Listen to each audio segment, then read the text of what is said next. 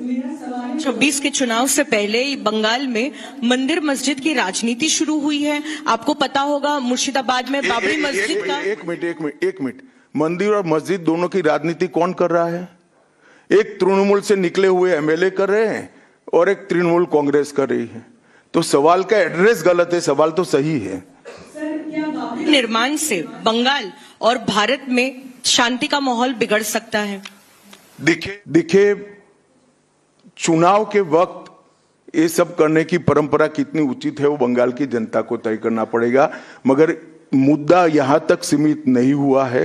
युवाओं की रोजगारी का है, महिलाओं की सुरक्षा का है, घुसपैठ का मुद्दा है, भ्रष्टाचार का मुद्दा है, इंडस्ट्रीज के पलायन का मुद्दा है, गिरते जा रहे इंफ्रास्ट्रक्चर के स्तर का मुद्दा है। ढेर सारे मुद्दे हुए, कहीं से बच नहीं सकते।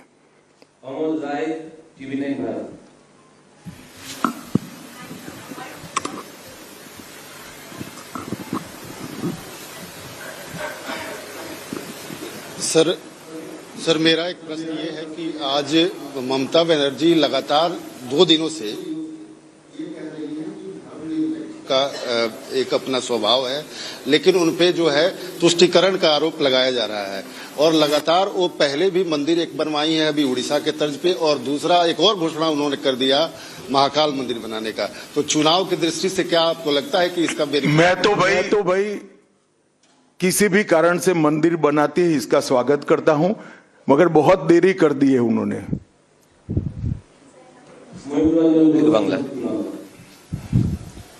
अमित जी, एक सवाल बार बार एक नैरेटिव फैला जाता है टीएमसी और लेफ्ट के तरफ से कि बंगाल में जितना भी काम कर ले बीजेपी कार्यकर्ता, ऊपर कुछ सेटिंग वगैरह है तो अमित शाह जी और नरेंद्र मोदी जीतना नहीं चाहते। आज पूछता है बंगाल, जवाब चाहे बांग्ला, आप लोग बंगाल को जीतना चाहते हैं? कितना सीरियस है सेंट्रल बीजेपी?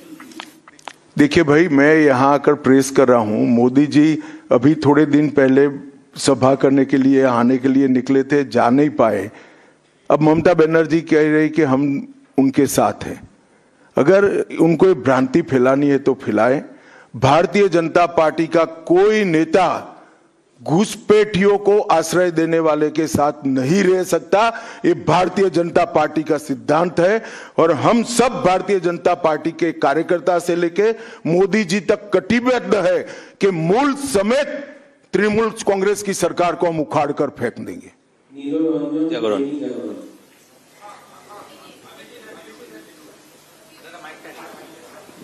जी मैं यहाँ, ये अभी आप कह रहे थे कि 3000 जो हैं भाजपा के कार्यकर्ता जो हैं घर छोड़कर भागना पड़ा उनको इलेक्शन के कारण, 300 की हत्या भी हुई है। फ्री एंड फेयर इलेक्शन कैसे होगा अगर मतलब लोग जा ही नहीं पाएंगे बूथ पर? तो देखिए ऐसी ही नीतियां अपनाई थी कम्युनिस्टों ने, मगर सत्ता परिवर्तन हुआ या नहीं हुआ? ऐसी नीतियां अपनाई थी उत्तर प्रदेश में समाजवादी पार्टी ने, सत्ता परिवर्तन हुआ या नहीं हुआ? लोकतंत्र में जनता महान होती है और जनता जब तय कर सकती है, कर लेती है, किसी भी तानाशाह का कुछ नहीं चलता। CNN News 18. So there has been a huge attack by the Trinamool leaders that the election commission is BJP commission. That's what they say, and whatever deletion is taking place, that is at the behest of BJP. So how do you react to that, sir? देखिए, ममता जी के पास से और कोई अपेक्षा रख नहीं सकते। उनके खिलाफ जजमेंट आएगा तो जुडिशरी बीजेपी की है, इलेक्शन कमीशन घुसपैठिया हटाएगा, एसआईआर लाएगा तो इलेक्शन कमीशन बीजेपी का है। वो हारने के बाद शायद ऐसा कही कि मेरे कार्यकर्ता ही बीजेपी में चले गए।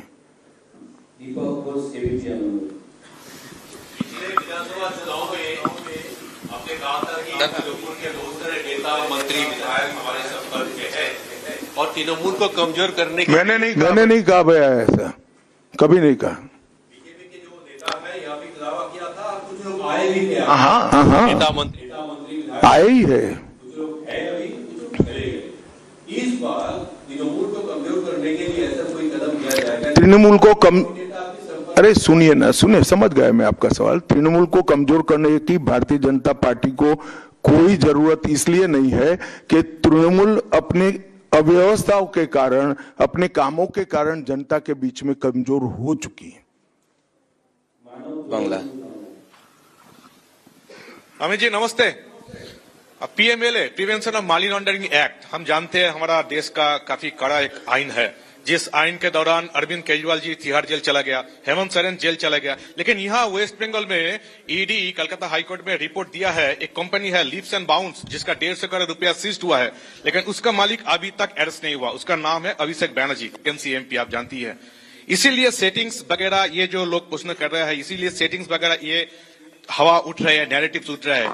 बीजेपी का जो लोअर लेवल का नेता भी है वो भी पूछ रहे हैं कि क्यों अभिषेक बैनर्जी अरेस्ट नहीं हुआ, उसका कंपनी का 150 करोड़ रुपया सीज्ड हुआ फिर भी अरेस्ट नहीं हुआ। बीजेपी के लोअर लेवल के नेता का मुझ पर छोड़ दीजिए, बाकी भारतीय जनता पार्टी किसी भी एजेंसी के काम में दखल नहीं देती है। एजेंसी जो न्यायिक काम होगा वो जरूर करेगी, किसी से डरेगी भी नहीं, किसी को बचाएगी भी नहीं। G24।